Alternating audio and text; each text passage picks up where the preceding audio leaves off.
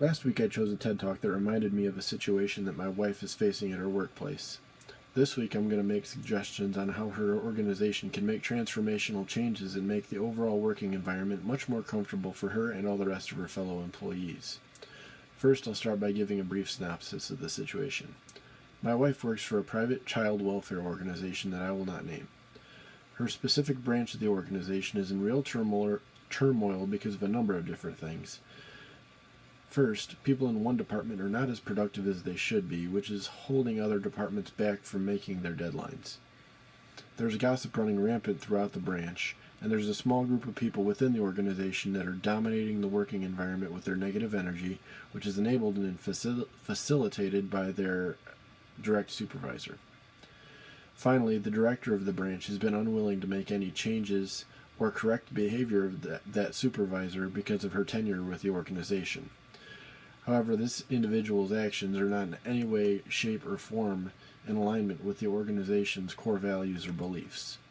My wife says that the branch director has been made aware of the situation and is now considering taking action, but following Kotter's 8 steps for transformational change, this is what I would suggest they do as their organization. The first 4 steps of the change process are geared towards softening up the status quo to prepare for changes to be made.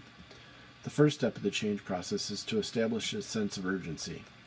Some of the leading caseworkers within the organization met this past week to brainstorm some ideas on how they could bring about some positive changes to their branch. This was a productive step for them because there was no managers or supervisors present at the meeting. That shows a sense of urgency on the part of the caseworkers that they need to address the situation. Now, they just need to get management not only involved in the process, but they need to get their full support in adopting the new behaviors and practices that they've been missing from their organization for quite some time. Step 2, it also addresses the senior leadership that has been showing signs of complacency. The leading employees, caseworkers, need to get their immediate supervisors, and in particular the branch director, behind all the action they want to take, so that the other supervisors will not be so complacent.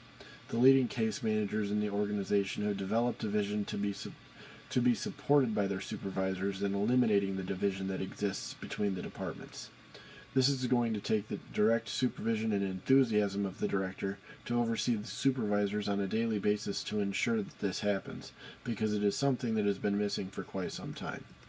But the director and the supervisors need to be a guiding coalition for these changes, because they are the leaders, and the new policies will have a trickle-down effect based on their actions.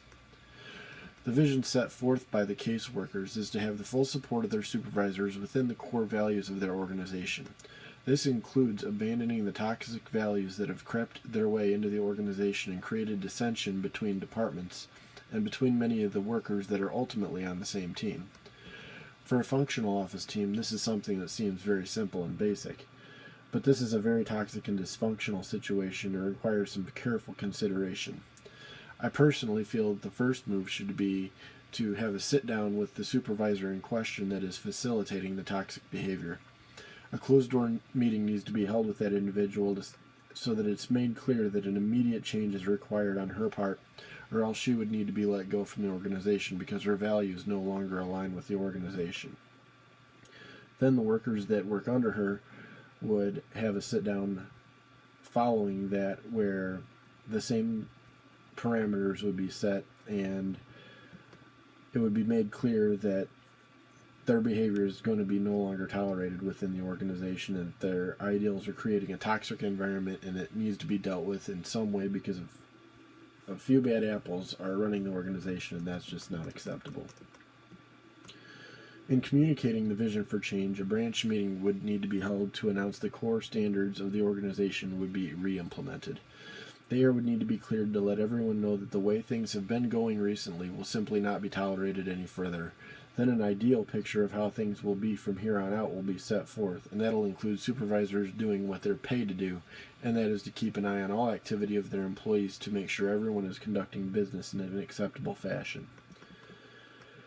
But what I just said is not to be misconstrued for all the supervisors will rule all. The employees started this movement, and it'll be up to them to take it where they want it to go. There needs to be an open door policy as well as a whistleblowing policy for accountability when they feel the standards of the organization are being compromised. Everyone should be able to hold themselves accountable without feeling badly about doing the right things or calling someone else or being able to call someone else out for not doing the right things. One of the major issues within the organization as it stands is that there's no real fun had within the work environment. They need to be able to promote a lighter atmosphere, and when something goes right, they need to see small steps of progress towards restoring the standards of the organization, and they should have a small celebration to celebrate those small wins. Perhaps maybe having a little branch lunch together, or having a small after-work miniature golf outing on a Friday or something. Just something to keep it light and promote a friendly atmosphere, which they've kind of been lacking for quite some time. There's a fine line between celebrating small victories and determining that changes within the organization have actually been implemented. It's extremely important that when improvements are seen that the organization doesn't get complacent. That's why accountability is such a huge factor in this initiative. If everyone can hold each other accountable and everyone is working towards a common goal, then they'll allow small wins to become big wins and build momentum for making the office atmosphere what they've wanted it to be for so long. Once everyone gets used to holding one another accountable, then working towards the common goal of eliminating the dissension within the office will come naturally. Ultimately, the majority of the workers want the same things and want the office atmosphere to be what it once was just a few short years ago. The workers have taken steps to retake the office and make it their own again, and if they can reach management and get them behind these few steps, then they should have an office environment they enjoy working in again within a few months.